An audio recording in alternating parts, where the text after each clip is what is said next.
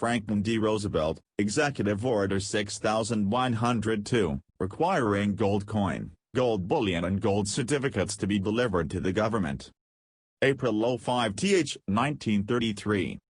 By virtue of the authority vested in me by Section 5(b) of the Act of October 6, 1917, as amended by Section 2 of the Act of March 9, 1933, entitled An Act to Provide Relief in the Existing National Emergency in Banking, and for Other Purposes, in which amendatory act Congress declared that a serious emergency exists, I, Franklin D. Roosevelt, President of the United States of America, do declare that said national emergency still continues to exist, and pursuant to said section do hereby prohibit the hoarding of gold coin, gold bullion, and gold certificates within the continental United States by individuals, partnerships, associations and corporations, and hereby prescribe the following regulations for carrying out the purposes of this order.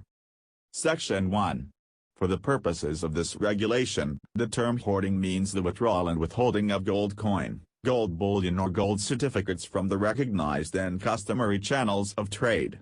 The term person means any individual, partnership, association or corporation. Section 2.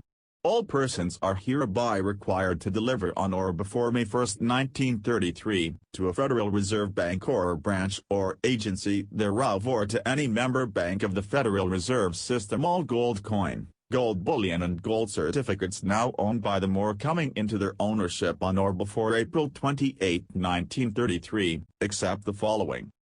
A. Such amount of gold as may be required for legitimate and customary use in industry, profession or art within a reasonable time, including gold prior to refining and stocks of gold in reasonable amounts for the usual trade requirements of owners mining and refining such gold.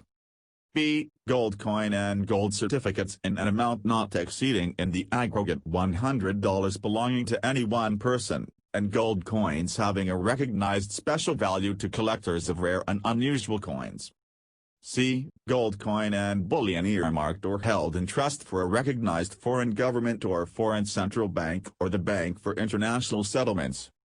D. Gold coin and bullion licensed for other proper transactions, not involving hoarding, including gold coin and bullion imported for re-export or held pending action on applications for export licenses. Section 3. Until otherwise ordered, any person becoming the owner of any gold coin, gold bullion, or gold certificates after April 28, 1933, shall, within 3 days after receipt thereof, deliver the same in the manner prescribed in Section 2, unless such gold coin, gold bullion or gold certificates are held for any of the purposes specified in paragraphs A, B, or C, of Section 2, or unless such gold coin or gold bullion is held for purposes specified in paragraph D, of Section 2 and the person holding it is, with respect to such gold coin or bullion, a licensee or applicant for license pending action thereon. Section 4.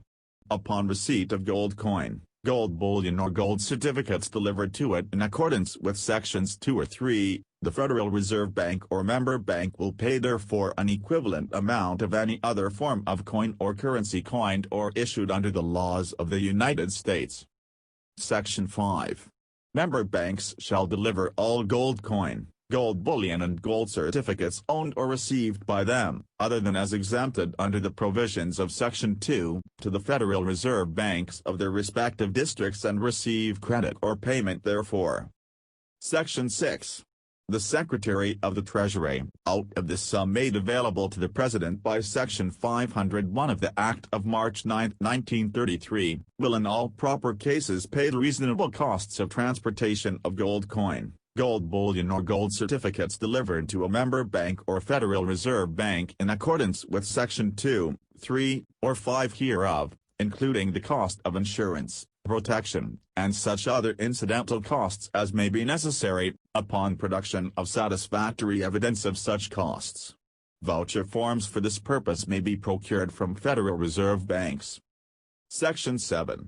In cases where the delivery of gold coin, Gold bullion or gold certificates by the owners thereof within the time set forth above will involve extraordinary hardship or difficulty. The Secretary of the Treasury may, in his discretion, extend the time within which such delivery must be made. Applications for such extensions must be made in writing under oath, addressed to the Secretary of the Treasury and filed with the Federal Reserve Bank. Each application must state the date to which the extension is desired, the amount and location of the gold coin, gold bullion and gold certificates in respect of which such application is made and the facts showing extension to be necessary to avoid extraordinary hardship or difficulty. Section 8.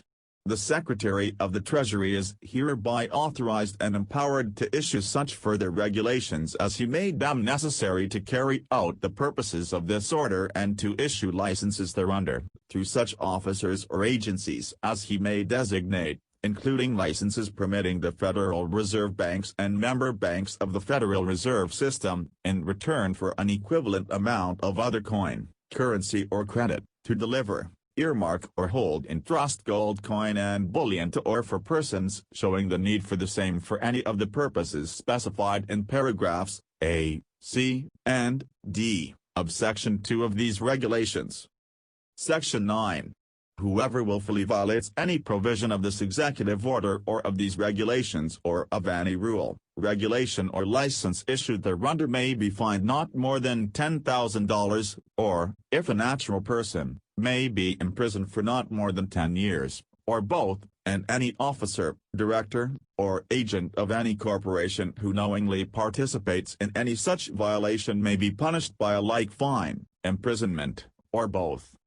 This order and these regulations may be modified or revoked at any time.